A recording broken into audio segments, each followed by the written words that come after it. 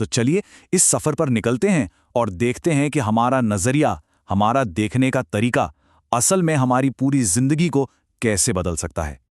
इस बात को समझने की शुरुआत एक कहानी से करते हैं। एक यात्री है जो 3 अलग अलग लोगों से एक बहुत ही सीधा सा सवाल पूछता है। जो पहला पत्थर तोड़ने वाला था वो गुस्से से तमतमा उठा। कहने लगा, देखता नहीं पत्थर तोड़ रहा हूं, मतलब उसके लिए ये काम बस एक बेकार की बोझिल मजदूरी है और कुछ नहीं। फिर यात्री दूसरे वाले के पास गया।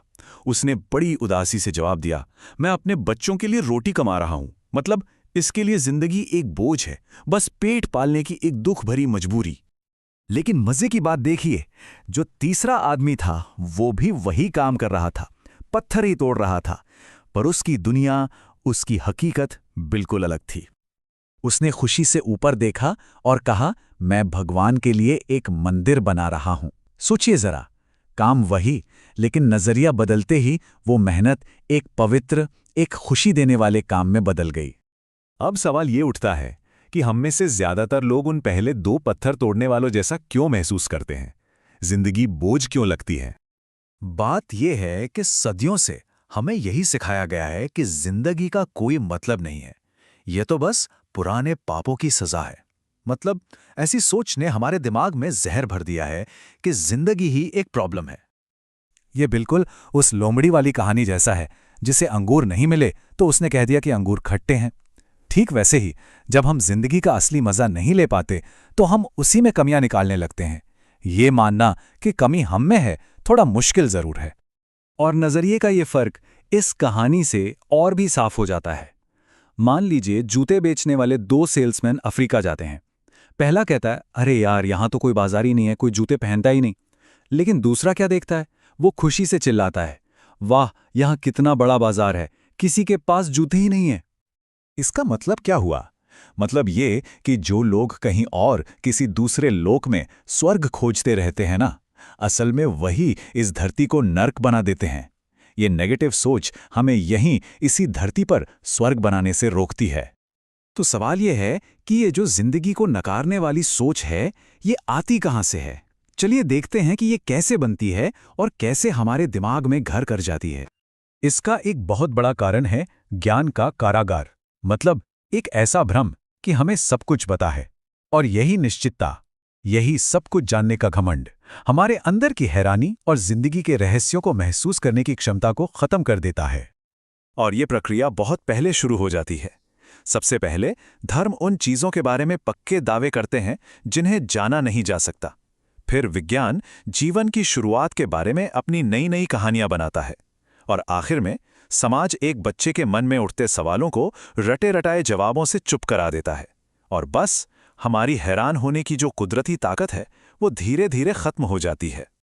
इस बात पर एक कहानी है। एक जादूगर गांव के कुएं में जहर मिला देता है, जिससे सब लोग पागल हो जाते हैं। अब उस गांव में बस एक राजा ही समझदार बचता है। तो जानते हैं क्या होता है? पूरा पागल गांव ये मानने लगता है कि उनका समझदार राजा ही असल में पागल है। जब सब लोग एक ही भ्रम में हो तो उसे कोई पहचान ही नहीं पाता। तो इसका मतलब क्या हुआ? मतलब ये कि जिंदगी और हमारे बीच सबसे बड़ी रुकावट अज्ञानता नहीं बल्कि ज्ञान का भ्रम है। यानी जिस चीज को हम अपनी सबसे बड़ी ताकत, अपना ज्ञान समझते हैं, वही असल में हमें सच्चाई से दूर करने वाली दीवार बन सकती है। तो ठीक है, अगर ज्ञान ही जेल है तो फिर आजादी कैसे मिलेगी? रास्ता क्या है? इसका हल जिंदगी में एक क्रांति लाने से मिलेगा। और इस क्रांति का पहला सूत्र है, सबसे पहले जीवन के प्रति आभार, एक शुक्रगुजार होने का भाव। दूसरा, ये महसूस करना कि हम धन्य हैं, हमें ये जीवन मिला है। और तीसरा, हर पल में आनंद को, खुशी को महसूस करना। और इसका सबसे जरूरी अभ्यास है यहीं और अभी में जीना। हमारा मन या तो गुजरे हुए कल में भटकता है या आने वाले कल की चिंता करता है। हमें इसी आदत के खिलाफ एक बगावत करनी होगी। खुद को पूरी तरह से इस पल में, वर्तमान में टिकाना होगा। देखिए, इस क्रांति का मतलब है कि किसी मशीन की तरह अनुशासन में बंधकर नहीं जीना है, बल्कि अपने शरीर की आवाज सुननी है, अपनी जिंदगी को अपनी जरूरतों के हिसाब से ढालना है, किसी भी तरह के अपराध बोध से, गिल्ट से आजाद होना है। और हाँ, आजादी के साथ जो एक असुरक्षा आती है उसे भी स्वीकार करना है। मतलब अपनी धुन खुद बनानी है, किसी और के बनाए नियमों पर नहीं चलना। अच्छा, तो जीने के इस नए तरीके का, इस क्रांति का आखिरी मकसद क्या है? हम पहुंचना कहाँ चाहते हैं? इसके लिए एक बहुत ही खूबसूरत ज़ेन कहावत है।